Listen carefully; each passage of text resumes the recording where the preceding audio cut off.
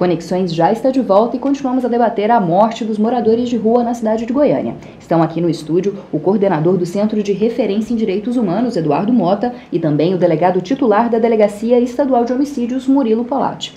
Para continuar, o delegado acredita que não haja essa questão do extermínio. O que aponta para os grupos de direitos humanos, o que mais poderia ser dito para defender essa tese do extermínio e também a preocupação da Secretaria Especial de Direitos Humanos, que pediu a federalização desses casos, a federalização dessa investigação, o que apontaria para essa teoria?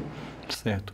A primeira tese, que eu acho que ela já está posta, considerada, existe o extermínio da população de rua. O índice de assassinato de pessoas em situação de rua é um índice preocupante, né? O número de pessoas em situação de rua que morrem nos últimos meses, sobretudo nesses últimos 9 meses, é um número que chama a atenção pela quantidade.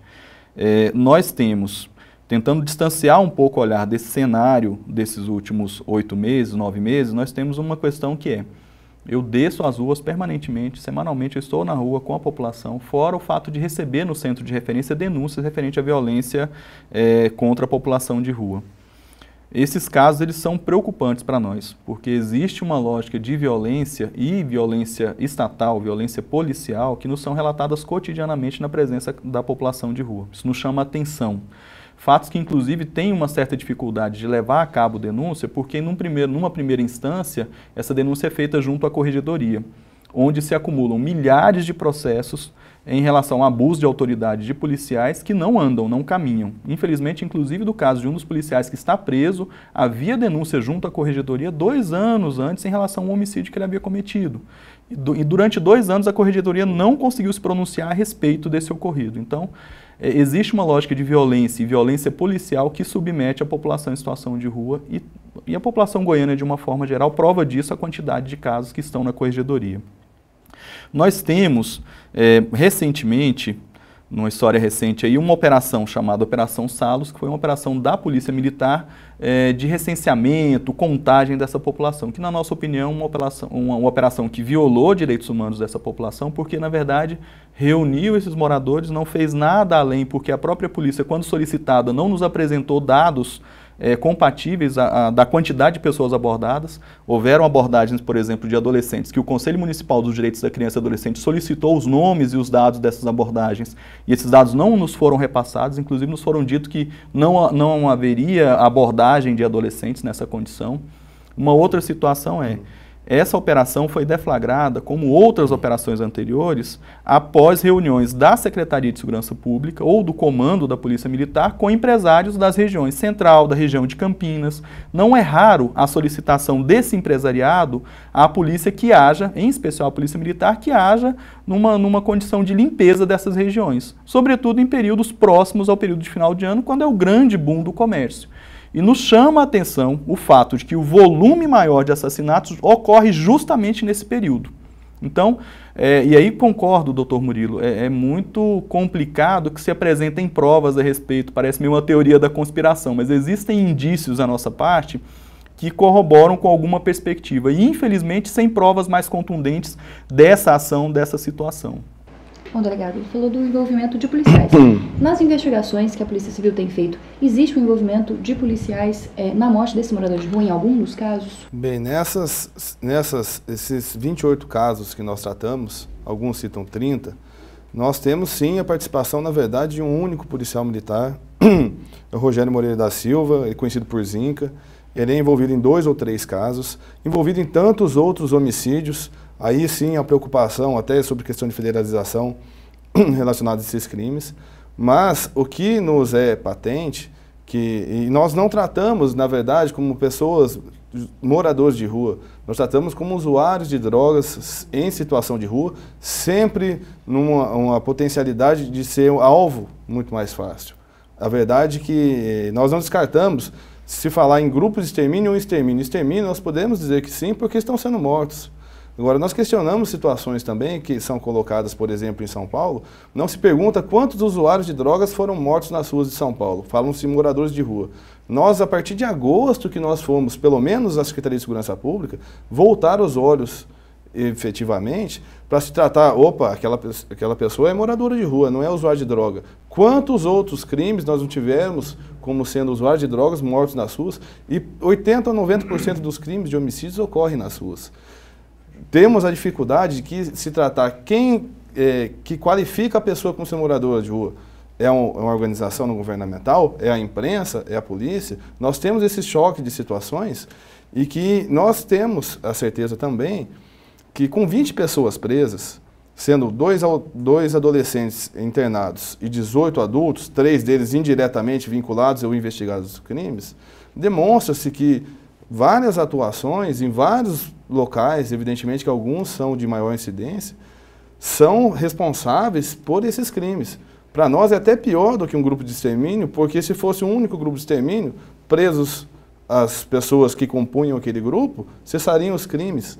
E, na verdade, não é isso que acontece. Nós temos vendo crimes ocorrendo, nós falamos que outros crimes vão acontecer, nós fomos até questionados sobre isso. Como é que você diz que enquanto tiver morador de rua, vão ter mortos? Porque, na verdade, são usuários de drogas, grande parte deles. Os dados obtidos pela Polícia Civil na Operação Lucas 620 serão repassados a todas as instituições, será feita uma apresentação, inclusive nós fotografamos, questionamos sobre situação de tráfico, sobre situações de homicídio, se tinham amizade com aquelas pessoas que foram mortas. Eles foram bastante complacentes conosco, não houve um encaminhamento coercitivo como foi feito na... Pelo contrário, nós ainda, inclusive, conseguimos ajudar algumas situações, ou para ir embora para onde queriam, na cidade natal, ou também para tentar uma internação daquelas pessoas que viam nessa dificuldade. Então, eu acho que realmente nós temos que tratar de uma forma conjunta, aí, organizações, prefeitura, Estado, União, para que a gente possa realmente colocar essas pessoas num nível social diferente do que estão. Então, o senhor falou do envolvimento com o uso e tráfico de drogas. Já foi dito que Goiás tem investido no combate ao tráfico de drogas, mas ao grande tráfico. O que tem sido feito para esses pequenos traficantes que às vezes estão envolvidos nesses crimes? Veja bem, a DENARC tem feito um trabalho excepcional em âmbito estadual e inclusive com a repercussão nacional. O que se apreendeu de droga nos últimos 2 anos, ela é suficiente para superar todos os anos anteriores em grandes apreensões. Infelizmente, o tráfico, nós temos, considerando o pequeno, o médio e o grande traficante, a DENARC ficou com uma grande parte, ou diga-se totalmente, visando a elucidação de crimes do grande traficante, mas aquela pequena boca de fumo que tanto incomoda a vizinhança, um bairro, essa ficou um pouco a desejar. Nós consideramos isso, foram feitas reuniões, tem o papel dos distritos policiais, eles são obrigados a investigar, né? Nós temos agora uma grande deficiência de material humano. Nós hoje temos o quantitativo, o efetivo de policial civil, ele é 1/3, 1/4 do que era 10 anos atrás. Então, é difícil você investigar tudo. Tem o trabalho repressivo que deve ser feito com zelo, sem violência, sem essas abordagens com possíveis desaparecimentos, que pertence justamente à nossa co-irmã Polícia Militar. E, infelizmente, questionamentos vão acontecer, já aconteceram e vão acontecer, porque não há um repasse de informações concretos, pelo menos para as outras instituições. Nós trabalhamos, evidentemente, com o crime a partir do momento que ele ocorre. E fica difícil a gente atribuir situações, falar de outras instituições, mas é evidente que é um conjunto de situações, é um conjunto de forças que nós vamos colocar ou tentar diminuir a criminalidade na capital e na grande Goiânia. Em relação à federalização, foi pedido já para o Superior Tribunal a federalização de alguns desses casos, dos moradores e também de casos de possível envolvimento de grupo de extermínio, de desaparecimento de pessoas desde o ano 2000. Como é que o senhor vê essa federalização? Ela vai poder ajudar a desvendar um pouco mais esses casos, a também diminuir o número de mortes? Eu penso que a federalização desses casos, ela surge como mais um passo num processo já longo que vem sendo desenvolvido aqui no estado de Goiás de enfrentamento a essa lógica da violência estatal. Um tempo atrás, na época ainda da desocupação do Parque Oeste Industrial, com as violações que houveram e o pouco que se avançou nas investigações dessas violações que houveram na desocupação do Parque Oeste, foi criado um comitê chamado Comitê Goiano pelo Fim da Violência Policial. A princípio, tido, inclusive, com incredulidade pelos próprios organismos de governo a respeito da tese que esse comitê trazia, né? Que existe uma lógica de assassinato permitida dentro da Polícia Militar do Estado de Goiás, condecorada, inclusive, dentro da Polícia Militar do Estado de Goiás, e que isso era lesar os direitos humanos. Esse comitê persistiu, né? Agregou novos casos, agregou novas situações, e culminou aí com o desfecho da Operação Sexto Mandamento, quando logo após a Operação Sexto Mandamento foi constituído um grupo de investigação chamado pelo próprio governador, chamado Comitê pela Cidadania. O Comitê pela Cidadania começa com a investigação de 27 casos e termina, e não porque chegou à totalidade dos casos de desaparecimento após abordagem policial, ele termina com 37, num período de 3 meses de investigação. O que nós podemos perceber através da ação do Comitê pela Cidadania é que havia uma investigação, infelizmente, insuficiente dos casos, seja pelo fato, como já alegado recentemente por um delegado que está inclusive afastado lá em Goianira, né, pela falta de condições materiais dessas delegacias, que é gritante, né? Uma das pautas nossas na Conferência de Segurança Pública e junto aos debates que temos com a Secretaria Estadual de Segurança Pública é da qualificação do efetivo, né? Nós precisamos de equipamentos e precisamos de quadros para as polícias. E não só a Polícia Civil, a Polícia Militar também. Nós operamos hoje com um quadro, um estado do tamanho do estado de Goiás, com 200 e tantos municípios, nós temos um quadro menor de policiais do que Brasília. 3.000 homens a menos do que Brasília, que é um distrito federal do tamanho da abrangência geográfica que a gente tem lá. Então, isso vem revelando para nós, se somando a outros casos, e traz para nós como importante assim, a intervenção federal aqui em Goiás para evidenciar, para trazer solução para esses casos de violência. E é um passo a mais nessa luta, né? São 41 pessoas que desapareceram após a abordagem policial e o Estado como um todo clama por justiça em relação a esses casos e tantos outros de violência. Delegado, a federalização pode ajudar no desdobramento desses casos na investigação? Evidentemente que, tratando-se de casos de desaparecimento, casos antigos, casos envolvendo policiais militares, na sua grande maioria, eu acho que vem assim, ao encontro daquilo que a sociedade espera. Nós, da Polícia Civil, tratamos o assunto com um pouco de carinho, porque muito se falou em relação às investigações sobre esses moradores de rua, sobre essas últimas mortes que iriam ser federalizados, que a Polícia Civil não teria competência para fazer o serviço que dela é a função constitucional, que o Ministério Público não teria competência para processar e a Justiça Estadual não teria competência para julgar. Nós mostramos, e eu acho que conseguimos mostrar isso para a sociedade, que a federalização nesses casos não era cabida.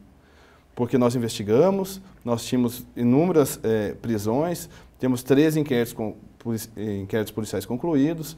O crime de homicídio não é um crime comum, não é um crime fácil de ser investigado. Nós dependemos de provas técnicas, muitas delas oriundas do Instituto de Criminalística, principalmente laudos periciais de confronto microbalístico. Então, nós trabalhamos com aquilo que é feito no Brasil inteiro. Agora, em relação a crimes anteriores, eu acho que se foi pedido federalização, e é claro que o ser solicitada a federalização não quer dizer que já vai ser, ela vai ser implantada, o STJ é que vai definir dessa forma, mas eu vejo com bons olhos se for para trazer uma resposta efetiva à sociedade, de casos que inclusive a Polícia Federal, que trabalhou em conjunto com o Ministério Público Estadual na Operação Sexto Mandamento, até agora não conseguiu fazer, quem sabe a Justiça Federal por inteira, o Ministério Público Federal, consiga aí sim, novamente com a Polícia Federal, descobrir esses desaparecimentos, esses corpos, que na verdade o grande prejudicado são os familiares que esperam notícias ainda do filho, do parente, do pai, do irmão, para que no mínimo possam enterrá-los. Nós vemos com bons olhos sim. Para finalizar, coordenador, o que o senhor acha da política que principalmente a Prefeitura de Goiânia, tem começado a fazer em relação aos moradores de rua em preocupação a essas 30 mortes, com a questão da adesão ao Plano Nacional, contratação de pessoal e outras medidas que parecem estar sendo tomadas para evitar que novas mortes aconteçam? Então, são medidas que nós já solicitamos, primeiro denunciamos, né? Ano passado, janeiro do ano passado, eu estive à Casa da Acolhida Cidadã denunciando, junto com a imprensa, junto com outros mecanismos, denunciando a situação deplorável em que estavam essas unidades da política de assistência social. Eu acho que um primeiro grande avanço que nós temos é o reconhecimento por parte do município de que há problemas na execução dessa política, né? O município reconhece o problema e aponta alternativas de solução para essa letalidade. Existe hoje um comitê de monitoramento da política para a população de rua, nesse comitê inclusive integrado pela Secretaria de Segurança Pública através da Superintendência de Direitos Humanos, e que eu acho que nesse somar de forças se consegue avaliar e conduzir a política de maneira mais adequada. Desde o 15º assassinato, ainda em novembro, nós já vínhamos solicitando, chamando a Prefeitura e o Estado à sua responsabilidade em relação a esse conjunto de violações de direitos humanos. Nós entendemos como necessária e tardia, né? Poderiam ter sido evitadas algumas dessas mortes caso houvesse a implementação há mais tempo de uma política integrada, organizada, articulada para a proteção dessa população em situação de rua, e que uma parte significativa dessa política cabe sim ao município de Goiânia através do seu sistema de assistência social, política de saúde, convivência familiar comunitária, lazer e tantas políticas que se encontram no atendimento e na atenção a essa população. Tá certo. Muito obrigado, coordenador Conexões. Agradeço a sua presença. Obrigado. Obrigada, delegado, também pela presença, por elucidar um pouco mais esses casos para a gente. Nós que agradecemos o convite e colocamos à disposição para uma próxima oportunidade. Bom, e você também pode fazer parte do Conexões e participar de todos os debates que acontecem. É só acessar as redes sociais ou então mandar um e-mail para o programa. E eu te espero no próximo sábado, a partir das 8h15 da noite. O Conexões tem reprises em 2 horários, no domingo e na segunda-feira, também às 8h15 da noite. E você pode assistir a todos os programas que já foram produzidos no blog do Conexões. Até a próxima semana.